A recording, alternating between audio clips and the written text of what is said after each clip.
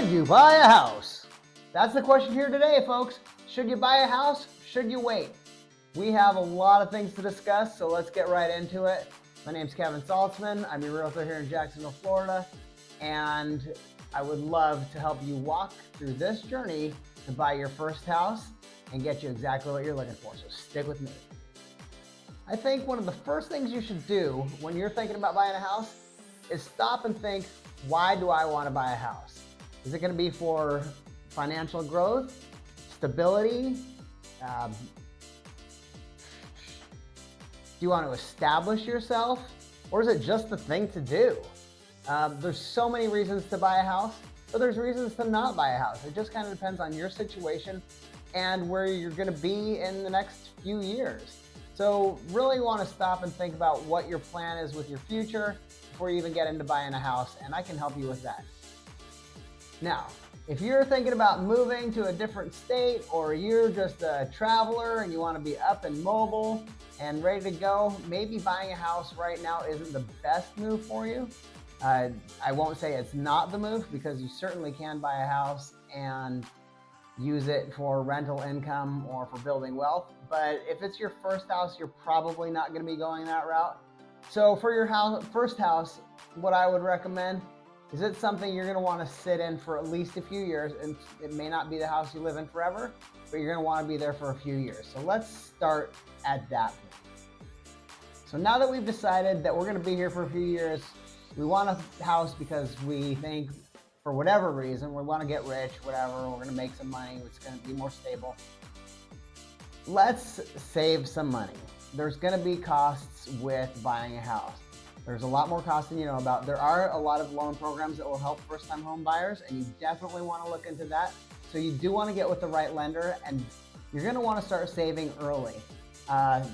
Probably 4 to 5 months is a good time to start saving, at least, before you get ready to buy your first house, so you have a good emergency fund set up. Because there's all kinds of things you're going to buy once you get your house too. You're going to want a Swiffer. You're going to want some fancy paintings for the walls. You're going to want one of those robot vacuums.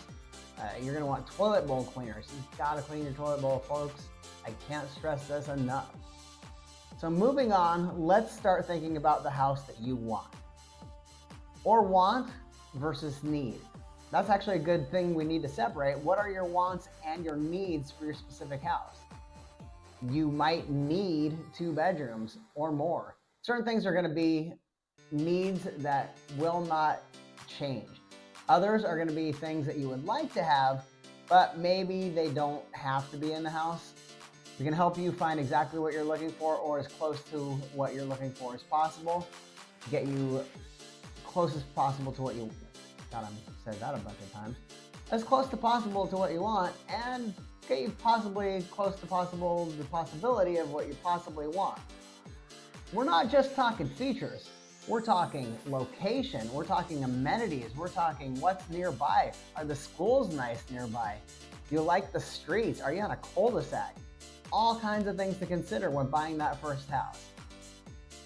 And then you want to figure what kind of house you want.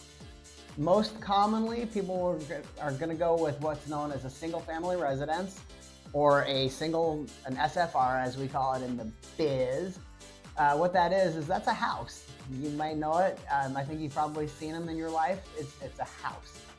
Those are very common, but there's also duplexes. That's 2 units that are separated. You'd probably end up buying both sides of that.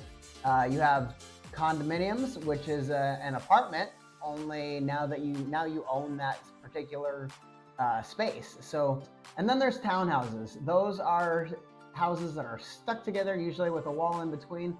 There's advantages to those cost-wise, but disadvantages to those privacy-wise.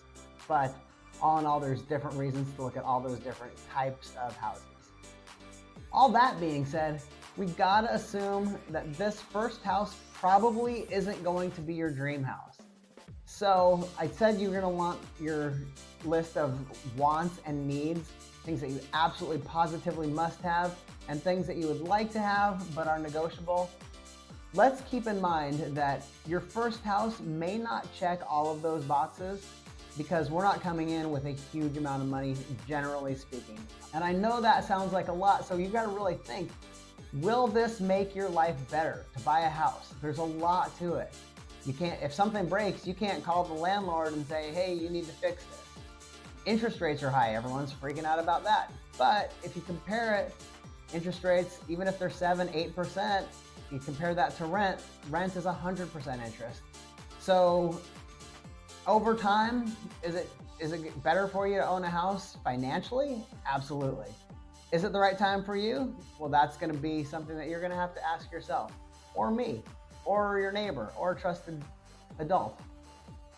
So if you're watching this video and you are in your first home, I would like some feedback from you as to what were some of the pros and cons, or things that you think you would like to pass on to potential first-time home buyers that they would like to know from your home buying experience.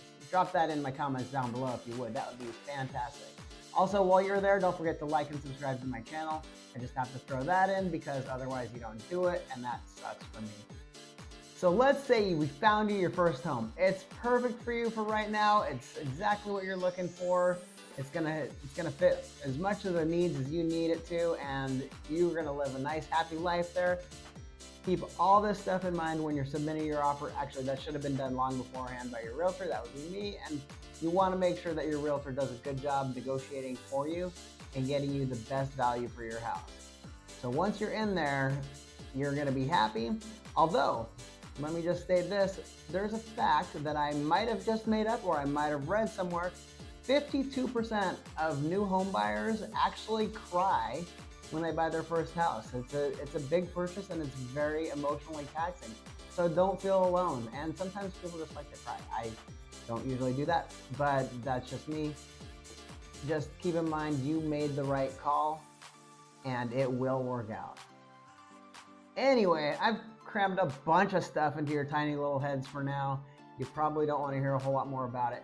But if you are thinking about moving to Jacksonville, check out one of my Jacksonville videos right here. If you have any questions at all, please feel free to call me, text me, email me, hit me up. We will go over anything you want to go over, and let's move forward and get you into a brand new home.